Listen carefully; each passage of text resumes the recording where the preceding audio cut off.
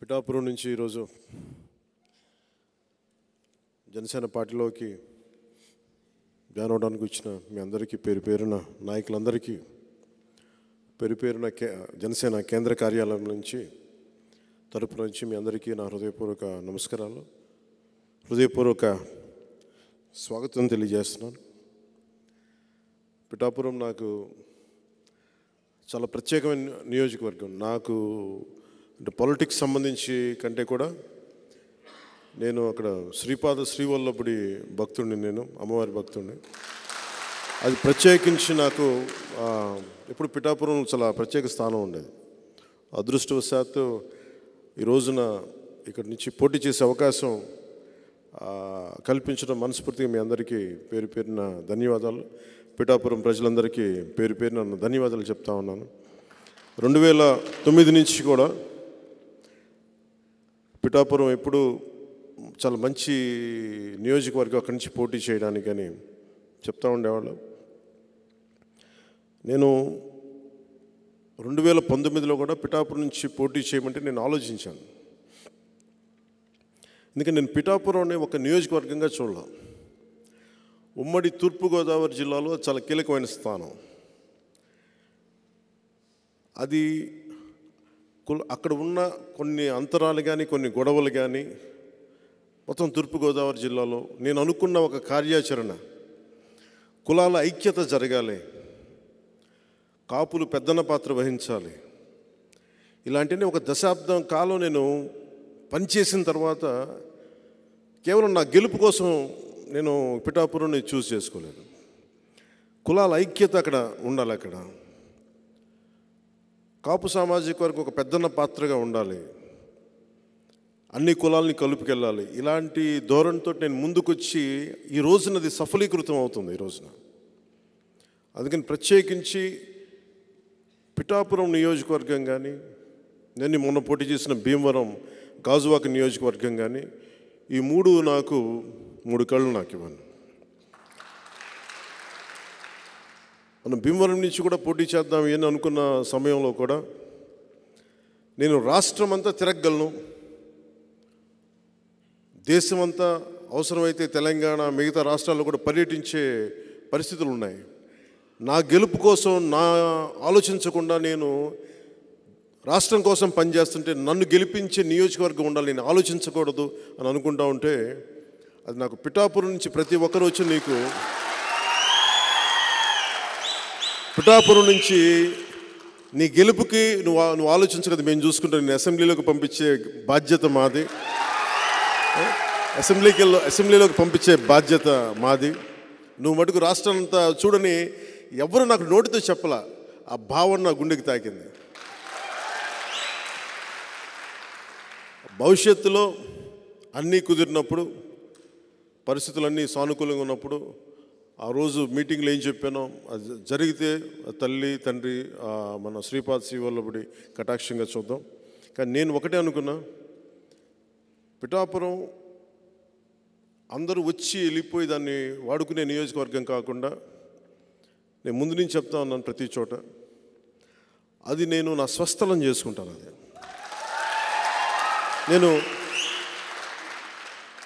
నేను నా స్వస్థలం చేసుకుంటాను.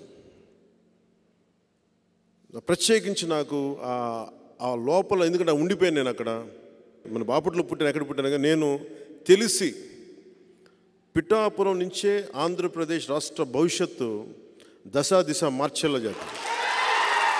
నేను మీకు ఎక్కువ మాటలు చెప్పను. నేను ఒక దశాబ్దం నన్ను చూస్తూ ఉన్నారు. పిఠాపురం నియోజకవర్గాన్ని గెలిపించి నాకు అవకాశం ఇవ్వండి. అంటే అడగంది అమ్మైనా పెట్టదంటారు.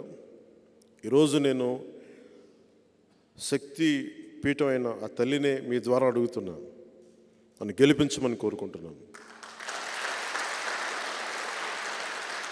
గెలుపు నా కోసమో కాదు,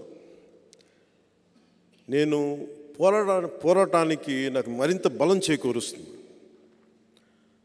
ఉప్పాడలో ప్రతిసారి రోడ్డు కోతలకు గురై, ముఖ్యంగా మత్స్యకార కుటుంబాలు ఎంత నలుగుతున్నాయో తెలుసు. వీటన్నిటికీ ప్రతి సమస్యకి నేను ఎక్కడికి పారిపోను. దీన్ని ఒక మోడల్ నియోజకవర్గం చేద్దాం ఆంధ్ర రాష్ట్రానికి. ఆంధ్ర రాష్ట్రానికి ఒక మోడల్ నియోజకవర్గం. ప్రతి ఒక్కరూ ఇక్కడికి వచ్చి ఇది ఎలా జరుగుతుంది అభివృద్ధి అనేది తెలుసుకునేలాగా ఉపాధి అవకాశాలు కానీ, విద్య అవకాశాలు కానీ, వైద్య అవకాశాలు కానీ, నిజంగా ఒక అభివృద్ధి ఎలా ఉంటుందో ఒక ఎమ్మెల్యే నిజంగా తలుచుకుంటే అభివృద్ధి అనేది ఎలా ఉంటుందో నేను మీకు చేసి చూపిస్తాను.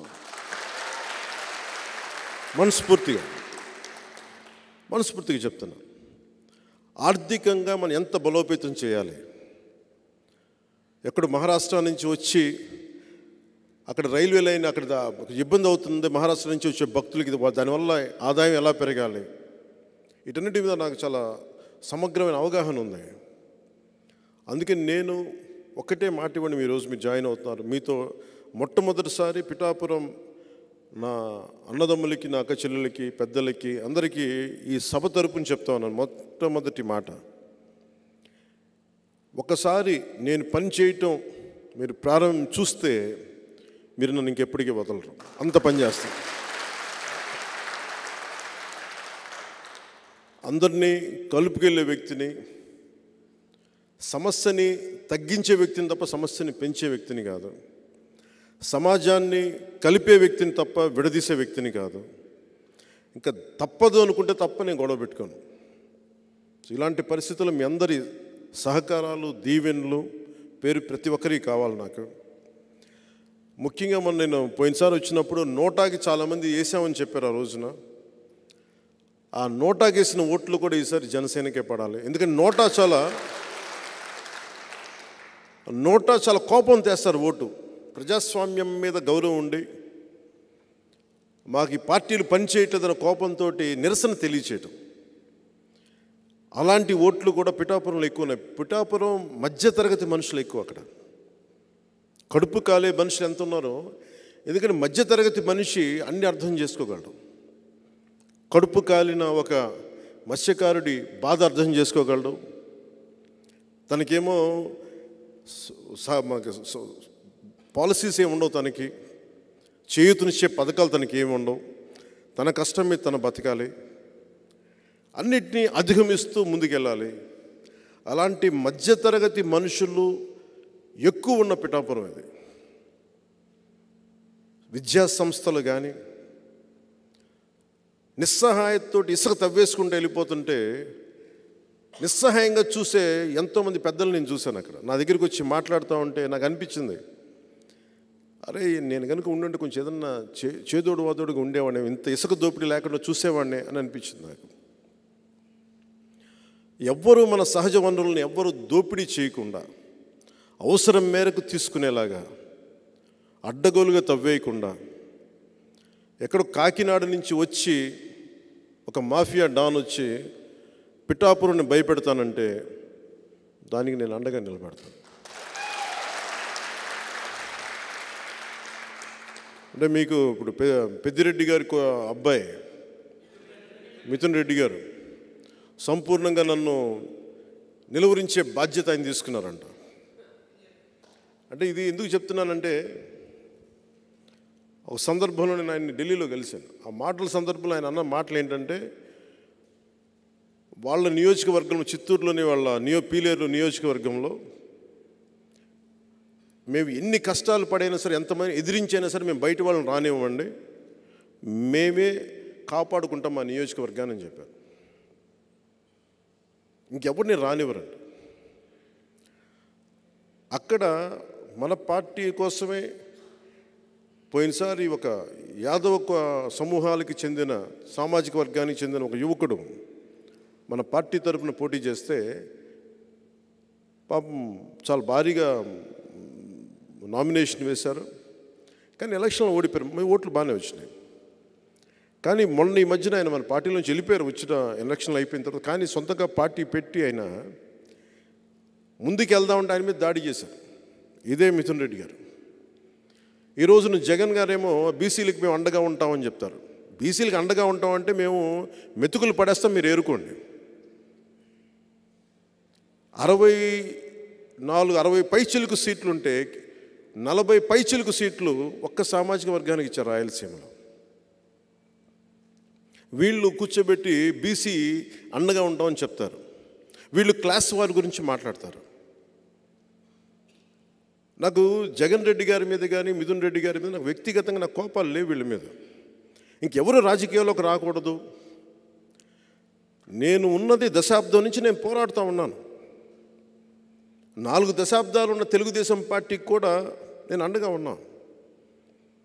అలాంటిది నన్ను ప్రజాస్వామ్యంలోకి నేను ఒక ఎమ్మెల్యే అయితే రాష్ట్రానికి మేలు తప్ప అది ఎవరికి హాని కాదు. రాష్ట్రంలో నాలాంటి గొంతుకులు ఉండకూడదు. నా కోసం 100 కోట్లు 150 కోట్లు ఓటుకి ₹1,00,000 ఇచ్చుకునేయమని, కుటుంబానికి ₹1,00,000 ఇచ్చుకునేయమని స్థాయిలో మాట్లాడుతూ ఉన్నారు. అంత డబ్బు ఉంది వాళ్ళ దగ్గర. ఎక్కడి నుంచి వచ్చింది ఆ డబ్బు? మద్యపానాన్ని నిషేధిస్తామని చెప్పి ఒక సీఎం సారా వ్యాపారి స్థాయికి వెళ్ళిపోయాడు. జేపీ వెంచర్స్ అనే ఒక కంపెనీకే మొత్తం ఆంధ్రప్రదేశ్లో ఉన్న మొత్తం సమగ్రంగా ఉండే ఇసుక రీచ్లన్నీ ఒకళ్ళ కింద వెళ్ళిపోయినాయి. అది మిథున్ రెడ్డి గారి కుటుంబీకులు.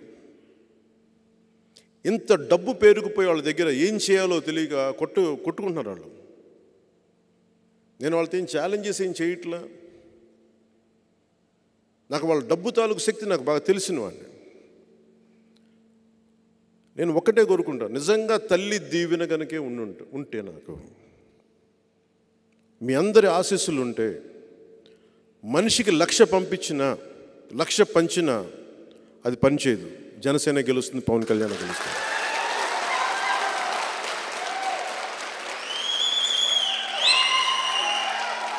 అలాగే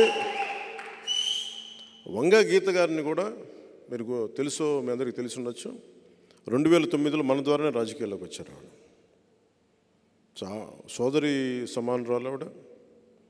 కానీ దురదృష్టం ఆవిడ నాకు ఎదురుగా ఉండటం. సో దురదృష్టవశాత్తు ఆవిడ ఉన్నారు. భవిష్యత్తులో ఆవిడ వైసీపీని వీడి జనసేనలోకి రావాలని మనస్ఫూర్తిగా కోరుకుంటున్నాను.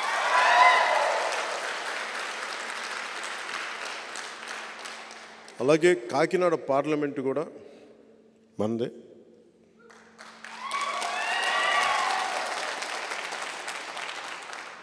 ఎందుకు కాకినాడ పిఠాపురం చాలా కీలకమైనవి భారతదేశానికి అంటే, మొట్టమొదటి కాంగ్రెస్ ప్లీనరీ పిఠాపురంలో జరిగింది. అలాగే చిన్న రాష్ట్రాలు విడిపోవాలన్న ఆలోచన కూడా మనకి కాకినాడలోనే మొదలైంది. సో కాకినాడ చాలా కీలకమైంది అన్ని మార్పులకి. మీ అందరూ విభిన్నమైన కులాల నుంచి వచ్చారు. నేను ఒక్క కులానికి పరిమితం అయిపోయే వ్యక్తిని కాదు. నా కులానికి నేను సంపూర్ణంగా గౌరవిస్తాను. అన్ని కులాలకి ఎంత గౌరవిస్తానో నా కులానికి కూడా అంతే గౌరవిస్తాను. కానీ కులం కోసం మిగతా కులాలతో గొడవ పెట్టేసి మీరంతా వేరు మేమంతా వేరు అని చెప్పి ఒంటరి అయిపోయి ఎవరికి కాకుండా పోవడం నాకు ఇష్టం లేదు. నాకు అది నేను పుట్టిన కులానికి కూడా మంచిది కాదు. పింక్ డైమండ్ లాగా నేను ఏ పార్టీ అధికారంలో ఉన్నా, ఉదాహరణకి రమణ దీక్షితులు గారు టీటీడీ ప్రధాన అర్చకులు 2018-19లో ఆయన స్వయంగా నాకు మెసేజ్ పంపించారు. ఇక్కడ శ్రీవారి పింక్ డైమండ్ మిస్ అయిపోయింది, ఇక్కడ మీరు మాట్లాడండి అని. సార్ ఆ సమయంలో ఆయన టీడీపీని బాగా తిట్టిపోశారు, మీరు తప్పులు చేశారు అది ఇది. అదే గొంతుక మళ్ళీ వైసీపీగా రాగానే అడగటం మానేశారు. నేను పింక్ డైమండ్ ఆ రోజున మిస్ అయితే ఈ రోజు కూడా మిస్ అయింది, దాని గురించి మాట్లాడండి అని. ఇది ఎందుకు చెప్తున్నానంటే, మీరు కాపు రిజర్వేషన్లు తీసుకోండి, ఏ సమస్యను తీసుకోండి, టీడీపీ ఉన్నప్పుడు ఒకలాగా, టీడీపీ కాకుండా వైసీపీ వస్తే ఒకలాగా మాట్లాడకూడదు. ప్రతి పాలసీ మీద చాలా స్పష్టమైన అవగాహన నుండి మాట్లాడాలి. ఇది కుదురుతుంది, ఇది కుదరదు, లేదా ప్రయత్నం చేస్తాం. ప్రయత్నం చేస్తే ఫెయిల్ అయితే కనీసం బాధ్యత, అకౌంటబిలిటీ నేను ఈ పరిస్థితుల్లో నేను చేయలేకపోయాను, క్షమించండినో ఏదో వివరణ ఇవ్వాల్సిన అవసరం, అకౌంటబిలిటీ ప్రతి ఎమ్మెల్యేకి, ప్రతి ప్రభుత్వానికి, ప్రతి పార్టీకి ఉంది. నేను ఎప్పుడు కూడా ఒక సమస్యని లేవనెత్తితే, ఇంక్లూడింగ్ స్టీల్ ప్లాంట్తో సహా, స్ట్రైట్ అవే నేను అమిత్ షా గారి దగ్గరికి వెళ్ళి చెప్పాను, ఇది మాకు చాలా భావోద్వేగాలతో కూడింది, త్యాగాలు చేసి వచ్చింది. అందుకని ఇది మేము కాపాడుకోవాలి అంటే ఆ రోజు ఆ మాట విన్నారా లేదా నాకు నిజంగా తెలియలా. చేస్తారేమో చెయ్యరా నాకు తెలియదు, కానీ అట్లీస్ట్ ఈ రోజు వరకు నేను ఆపగలిగాను. మీ అందరికీ చాలా కొంచెం అనుభవజ్ఞులు కాబట్టి ఆ రోజు నేను అడిగినప్పుడు అది ఎంతకాలం ఉంటుందో నాకు తెలియదు. ఎందుకంటే ప్రధానమంత్రి గారు స్టార్ట్ చేసింది కాదు, అమిత్ షా గారు స్టార్ట్ చేసింది కాదు. డిస్ఇన్వెస్ట్మెంట్ అనేది పివి నరసింహారావు గారు స్టార్ట్ చేసింది. అంటే కాయిలా పడ్డ పరిశ్రమల్ని వాటి మీద డబ్బులు పెట్టుబడి నష్టపోకుండా, ప్రజాధనం దుర్వినియోగం కాకుండా దీన్ని తీసేయాలన్న ఒక ఆలోచన విధానంతో మొదలైంది డిస్ఇన్వెస్ట్మెంట్ అనేది. నేను దాన్ని ప్రాతిపదికగా తీసుకొని మాట్లాడాను. ఈ రోజుకి అదే కట్టుబడి. ఈ రోజుకి నేను ప్రధానమంత్రి గారికి కానీ, అమిత్ షా గారికి కానీ, కేంద్ర నాయకత్వానికి ప్రతి ఒక్కరికి కూడా మాకు చాలా మా భావోద్వేగాలతో కూడింది, మా త్యాగాలతో కూడిన స్టీల్ ప్లాంట్ ఇది. మీరు దీన్ని మనస్ఫూర్తిగా మీరు దీన్ని ఉంచడానికి ప్రయత్నం చేయండి అంటే నా ప్రయత్నం నేను చేస్తానని ఉన్నాను. అంటే ఈరోజు నేను ఎన్డీఏ కూటమిలో ఉన్నాను కదా అని చెప్పి నేను ఇవన్నీ మాట్లాడకుండా ఉండను, మాట్లాడతాను. సో ఎందుకు చెప్తున్నానంటే మీకు నేను ఏది మాట్లాడినా సాధ్యమైనంత మేరకు నేను చేయడానికే ప్రయత్నం చేస్తాను, సాధించడానికే ప్రయత్నం చేస్తాను. వైసీపీ అంటే నా మాట మీద నాకు చాలా చాలా గౌరవం. వైసీపీ వ్యతిరేక ఓటు చీలనివ్వను అంటే అందరు నవ్వారు ఆ రోజున. ఎలా సాధ్యపడద్దు అన్నారు. ఎందుకు సాధ్యపడద్దు, ఎలా సాధ్యపడద్దు ఆ వ్యూహం నాకు వదిలేయండి. ఈరోజు చేసి చూపించాను. ప్రధానమంత్రి గారితో మీటింగ్ కూడా అయింది. అలాగే ఈ రోజున మన పిఠాపురంని మోడల్ నియోజకవర్గంగా చేసి పెడతాను.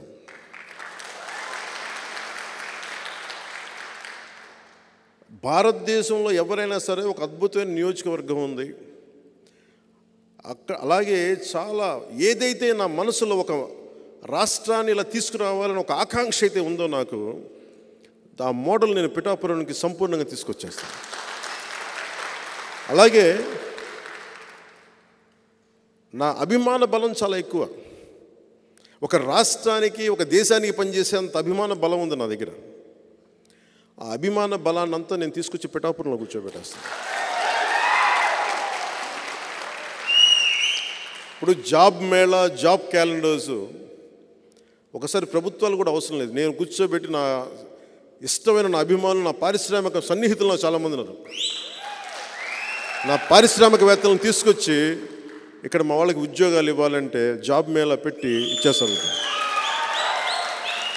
పోనీ వారికి తగ్గ స్కిల్స్ లేవు, మాకు స్కిల్ డెవలప్మెంట్ కావాలంటే నేను ఒక 5 నెలలు నేను నా ట్రస్ట్ తరపున నేను డెవలప్ చేస్తున్నాను స్కిల్ డెవలప్మెంట్ సెంటర్.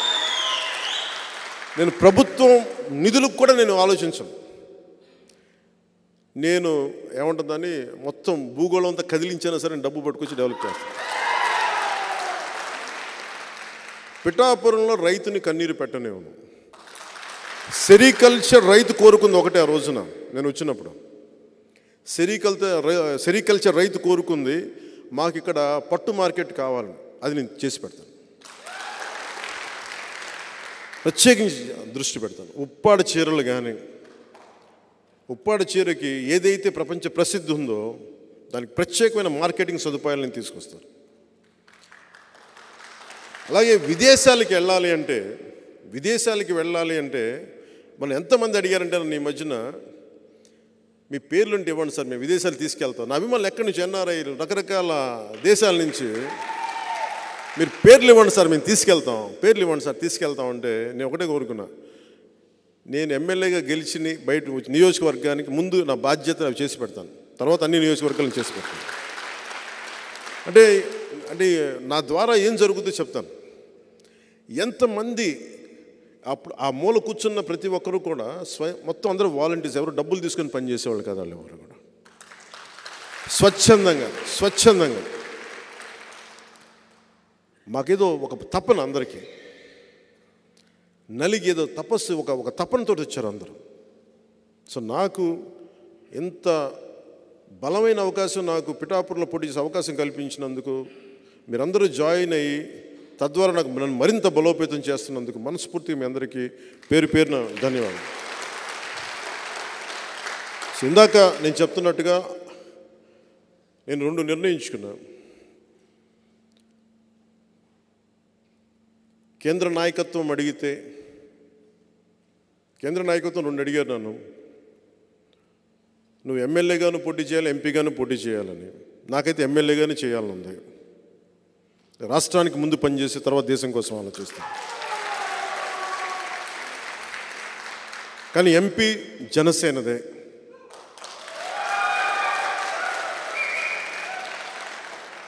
ఉదయ్ నా కోసం ఇంత త్యాగం చేశాడు కాబట్టి ఉదయ్ని ఎంపీ క్యాండిడేట్గా పంపిస్తాను.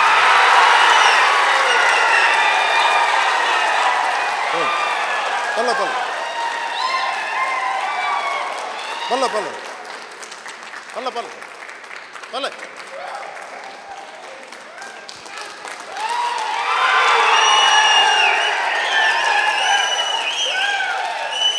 కూర్చోండి, ఇద్దరుగా కూర్చోండి.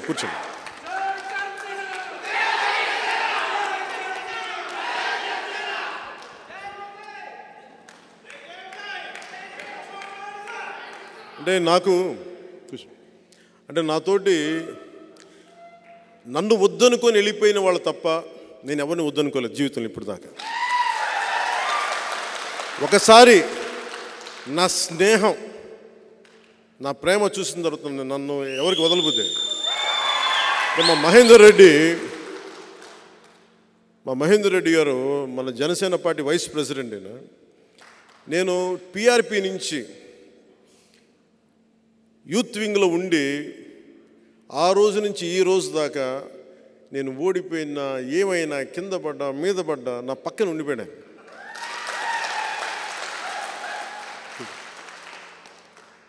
ఆయన ఎందుకు చెప్తున్నానంటే నేను భావజాలం మాట్లాడను, సాధిస్తాను దాన్ని సాధనలో పెడతాను దాన్ని. సో ఇది కాకినాడ పార్లమెంటు భారీ మెజారిటీతో గెలవాలి మనం. ఉదయ్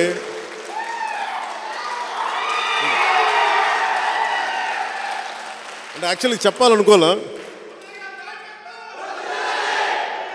అంటే ఉదయ్ లేదు మావాడు నాకు ఎసరు పెట్టవు కదా భవిష్యత్తులో సరదాగా లేదు. నాకు ఒక బ్రదర్ లాంటి తను, తమ్ముడు లాంటి నాకు. అందుకనే పవన్ కళ్యాణ్ అయ్యాడు. ఏలే ఇది ఎందుకు చెప్తున్నానంటే, ఆయన మాట్లాడితే కూర్చొని పాపం వైసీపీ తరపున ఎంపీ ఆయన కూడా నాకు బాగా తెలుసు, సునీల్ గారు వంగా గీత గారు వీళ్ళందరూ మన ద్వారా వచ్చిన వాళ్ళే కదా వీళ్ళందరూ. కాకపోతే ఈరోజు నాకు నిజంగా మొన్న పెళ్ళికి కూడా కనిపించారు ఆయన ఎక్కడో మా నాగబాబు గారి ఇటలీలో పెళ్ళికి జరిగితే. అఫ్కోర్స్ ఆయనకి నా డ్రెస్ నచ్చలేదంట, నువ్వేంటి ట్రెడిషనల్ బట్టలు వేసుకోలేదని. నేను సినిమాలు వేసుకోవడానికి ఇబ్బంది పడుతున్నాను, నాకేదో మామూలు చొక్కా ప్యాంట్ నా ఇలా రమ్మంటే. నిజంగా ఆయన చాలా తప్పు పార్టీని ఎంచుకున్నారు. మంచివాడే కానీ తప్పు పార్టీని ఎంచుకున్నాడు ఆయన, లేదా సరైన సమయంలో ఆ పార్టీని ఎంచుకోలేదు. ఈ రోజున వైసీపీ ఎందుకు సుస్థిరత ఇవ్వలేదంటే, వైసీపీ వాళ్ళకి మనసులో లేదు. వాళ్ళకి నిజంగా సుస్థిరత ఇద్దాం అనుకున్నాడు. మీరందరూ చాలామంది వైసీపీ నుంచి కూడా వచ్చారు. ఇప్పుడు నేను నా క్యాడర్ని నేను రక్షించుకుంటాను, నేను వదలను నా క్యాడర్ని. మా కొట్టే సాయిని శ్రీకాళహస్తిలో ఒక చెంపదెబ్బ పడితే నేను మొత్తం ఢిల్లీకి వెళ్తున్నాను ఆపేసి అటు తిరుపతి శ్రీకాళహస్తిలో దిగి నేను అంత కాపాడుకుంటాను. మీ మీద ఒక దెబ్బ పడితే, ఒక కేసు పడితే నేను ఉంటాను మీకోసం. మన కాకినాడ అది పదవి విరమణ చేసిన ఉద్యోగస్తుల తాలూకు స్వర్గం అంటారు, దాన్ని పెన్షనర్ల స్వర్గం అంటారు, పెన్షనర్స్ ప్యారడైజ్. అలాంటిది ఎందుకంటే మా పెద్దనాన్న, నేను ఎప్పుడు చిన్నప్పుడు ఇప్పుడు రాలేదు కానీ కాకినాడకి, మా పెద్దనాన్న అక్కడే పోస్ట్ మాస్టర్గా పనిచేశాడు కాకినాడలో. అలాగే మా వాళ్ళు అందరూ, మా బంధువులంతా కోనసీమలో ఉంటారు, మా పెద్దనాన్న పిల్లలంతా. నేను ఎప్పుడు నా మాట పెన్షనర్స్ ప్యారడైజ్ ఉండిపోయింది చిన్నప్పటి నుంచి. అలాంటి పెన్షనర్స్ ప్యారడైజు ఈ రోజున ప్యారడైజ్ ఫర్ గాంజా అయిపోయింది. క్రైమ్ సిండికేట్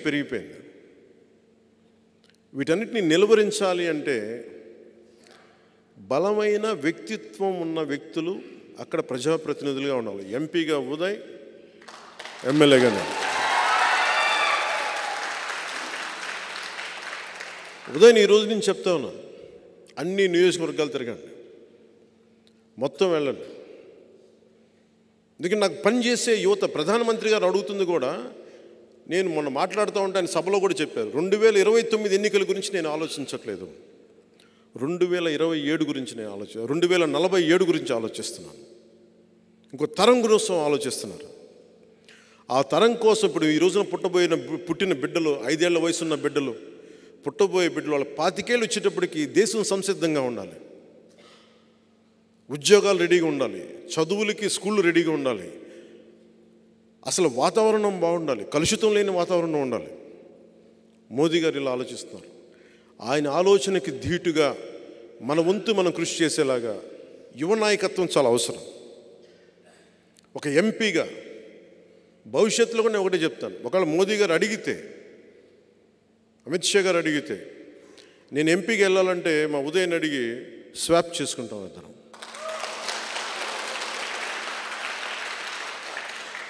ఈ రోజున మీకు అందరికీ ఇది మాట ఇస్తున్నాను, పిఠాపురం ఎమ్మెల్యేగా నేను పోటీ చేస్తున్నాను, కాకినాడ ఎంపీగా ఉదయ్ గారు పోటీ చేయబోతున్నారు. మా ఇద్దరిని, ఎందుకంటే ఇది గీటురాయి ఎన్నికలు, నిజంగా దశాబ్దం తర్వాత నేను నోరు తెరిచి అడుగుతున్నాను, ఓట్లు వేయమండి, ఓట్లు వేయండి, నాకు నేను హక్కు సంపాదించుకున్నాను. 2019లో కూడా నేను చాలా ధాటిగా ధీటుగా అడగలేదు ఓటేయండి, ఎందుకంటే నాకు మనసు చెప్తా ఉంది, ఇంకా నువ్వు పని చేయి. దశాబ్దం తర్వాత పోరాటాలు చేసి అందరి కోసం నిలబడి 4 దశాబ్దాలకు తెలుగుదేశం పార్టీ కూడా వెన్నంటే ఉండే నిలబడి ధైర్యం ఇచ్చి 5 కోట్ల మంది ప్రజలు కోరుకుంటున్న ఆకాంక్ష, ఒక ఐక్యతతో కూడిన ఒక అలయన్స్ ఉండాలి, ఎన్డీఏ అలయన్స్లో తీసుకొచ్చిన తర్వాత చెప్తున్నాను, ఈరోజున నన్ను గెలిపించండి. చేతులెత్తి నేను అడగట్లేదు, ఆర్థిస్తున్నాను. లేదు, అడగందే అమ్మైనా పెట్టదంటారు. నేను ఈ రోజున అడుగుతున్నాను, ఈ 2 సీట్లుతో పాటు మిగతా 19 సీట్లు, ఇంకొక పార్లమెంటు, ఇవి కొట్టి చూపించామంటే, ఇందాక చెప్తా ఉన్నారు సినిమాలో భగత్ సింగ్, దాని పేరు ఉస్తాద్ భగత్ సింగ్, అందులో ఒక క్యారెక్టర్ ఆ గ్లాస్ పడేస్తాడు. ఈరోజు వచ్చింది కదా, గ్లాసు పడి ముక్కలు అయిపోద్ది. షూటింగ్ చేస్తున్నప్పుడు అడిగా, ఎందుకు రాసామంటే, లేదు మీరు అందరు మీ మీద మీరు ఓడిపోయారు అంటే ఒకటే చెప్పాను నేను, గాజుకున్న లక్షణం ఏంటంటే పగిలే కొద్దీ పదునే కొద్దీ. నాకు బేసిక్గా సినిమాలు ఇలాంటి డైలాగులు చెప్పడం నాకు ఇష్టం ఉండదు. బట్ మా హరీష్ శంకర్ బాధపడలేక చెప్పాను, మీకు తెలియదండి, మా అలాంటి వాళ్ళందరూ మేము కోరుకుంటాం, మీరు తగ్గితే మాకు ఇష్టం ఉండదు. సో మా వాడి హరీష్ శంకర్ బాధ భరించలేక నేను మాట్లాడాను. ఎందుకు చెప్తున్నానంటే, అనుభవం కాందే నేను ఎందుకు నలిగి ఈ రోజున ఎందుకు ఇంత బలంగా అడుగుతున్నాను ఓట్లు అంటే, ఒక దశాబ్దం అధికారం లేకుండా ఓడిపోయి పార్టీ నడిపిన వాడిని చిన్నపాటి విజయం, ఒక 21 సీట్లు, 2 ఎంపీలు కనుక మనం కొట్టి చూపించామంటే భారతదేశం ఆంధ్ర వైపు చూసేలా చేస్తాను.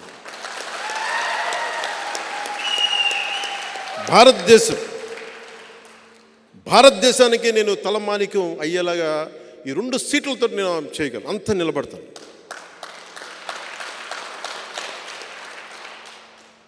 ఈ రోజున మనం లేకపోతే ఈ పొత్తు కూడా ఉండలేని పరిస్థితి. అంత కన్విన్స్ చేశాను జాతీయ స్థాయి నాయకులందరినీ, అంత నిలబడ్డాను, మాట్లాడాను, 2 చేతులెత్తి నమస్కారం పెట్టి పరిస్థితులు వివరించాను. ఎమ్మెల్యేగా ఓడిపోయాను, అది కూడా చెప్తున్నాను మీకు. ఓడిపోయి కూడా నాకు ఇష్టం, నా నేల, మన బిడ్డని, మన నేల తల్లిని మనం కాపాడుకోకపోతే ఎవరు కాపాడుకుంటారు? ఉప్పాడలో సముద్ర కోతకి గురయ్యి ఇల్లు లోపలికి వెళ్ళిపోతుంటే ఆ బాధ వాళ్ళకి తెలుసు. ఒక వాడ బలిజల బాధ నాకు తెలిసిన వాడిని. నాకెళ్ళి నుంచోవాలని ఉంటుంది అక్కడ. కానీ నాకు అధికారం ఉంటే నేను ఏదైనా చేయగలను, లేదంటే నేను వ్యక్తిగతంగా ఏదో కొద్ది గొప్ప చేయగలను, సరిపోదు. అది ఒక పాలసీ రావాలి అక్కడికి. అందుకని వీటన్నిటిని దృష్టిలో పెట్టుకొని మిథున్ రెడ్డి గారు డబ్బులు ఇస్తారు, వాళ్ళ దగ్గర డబ్బులు ఎక్కువ ఉన్నాయి, ఇసుకంతా మనది ఇసుక దోచేశారు. జగన్ రెడ్డి గారికి ఇంకా అంతులు ఇదైన వ్యాపారాలకి అండ్ డబ్బులకి. నేను అన్నీ అర్థం చేసుకోగలను. నిజమైన అభివృద్ధి నేను అనేది గుడ్డిగా కూడా ఓటు వేయకండి అంటున్నాను. మీరు అన్నీ ఆలోచించుకోండి, ప్రజలకు తెలియచేయండి. నేను ఎవరిని దెబ్బతీయడానికైతే నేను రావట్లా, నిలబడటానికి వస్తున్నాను. ఆ క్రమంలో నన్ను శత్రువుగా పరిగణిస్తే ఇంకా నా తప్పక యుద్ధం చేయటమే నాకు, అంతే. కానీ యుద్ధం చేశానంటే మటుకు వెనకెళ్ళను, సొంత రక్తాన్ని కూడా ఎదురు చూడను, అంత ఎదురు వచ్చేస్తాను. అందుకని ప్రత్యేకించి ఈరోజున నేను నా అభ్యర్థనగా తీసుకెళ్ళాను. పిఠాపురం సీటు కొట్టి చూపించాలి, 20 సీటు ఎమ్మెల్యే సీట్లు కొట్టి చూపించాలి, కాకినాడ ఎంపీ సీటు కొట్టి చూపించాలి, బందర్ సీటు కొట్టి చూపించాలి. మూలాలు ఇక్కడే ఉన్నాయి. ఇక్కడి నుంచి పిఠాపురం నుంచి మొదలు పెడతాం, అన్నీ జయించుకుంటూ వెళ్తాం.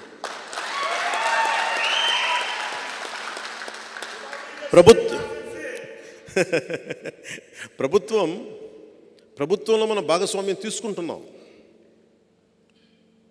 ఫామ్ అవుతున్న ఎన్డీఏ ప్రభుత్వంలో మనం భాగస్వామ్యం తీసుకుంటున్నాం.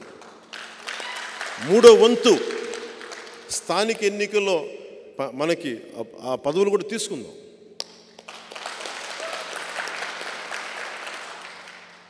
నేను 10 మంది బాగుపడాలని కోరుకునేవాడిని. ఆ స్థానికంగా ఉండే కాంట్రాక్టులు కానీ అన్నీ కూడా నిజంగా కష్టపడే వాళ్ళకి వెళ్ళాలని నేను కోరుకుంటాను. ఆ వంతు నేను కృషి చేస్తాను. పార్టీ కోసం పనిచేసిన వాళ్ళకి నిజంగా వెళ్ళాలి. స్థానికంగా ఉండే వ్యాపారస్తులకు కానీ లీడర్స్కి కానీ ఖచ్చితంగా దాన్ని దృష్టిలో పెట్టుకొని నేను చేస్తాను. సో మనస్ఫూర్తిగా మీ అందరికీ పేరుపైన మీ అందరికీ ధన్యవాదాలు తెలుపుకుంటూ, ఉదయం నేను ఒకటే అడుగుతున్నా, ఈ రోజున ఎంపీగా నువ్వు గెలిచి చూపించాలి. నువ్వు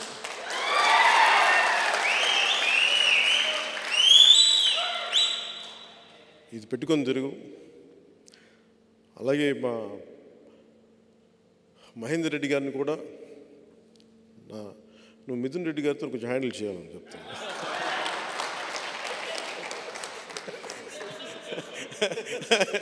సరదా చెప్పు, మనందరం ఒకటే అని చెప్పు. మన కులాలు లేవు, మనందరం ఒకటే మనుషులం. మనం జాషువా విశ్వనరులం. మనం కులాలని అన్నిటినీ దాటి మనం పనిచేస్తాం. మనం మతాలని ప్రాంతాలని దాటి దేశాభివృద్ధి, సమాజాభివృద్ధి, మన పిఠాపురం అభివృద్ధి, వీటన్ని దృష్టిలో నేను వెళ్తాను. మనస్ఫూర్తిగా మీ అందరికీ పేరున ధన్యవాదాలు తెలుపుకుంటూ, నాకు ఈరోజు అనిపిస్తూ ఉంది, ఇంకా నేను పిఠాపురం ఎమ్మెల్యేగా ప్రమాణ స్వీకారం చేయలేదు. నాకు అది తెలుస్తుంది. ఎన్నికలు మన దృష్టి వరకు ఎన్నికలు అయిపోయినాయి.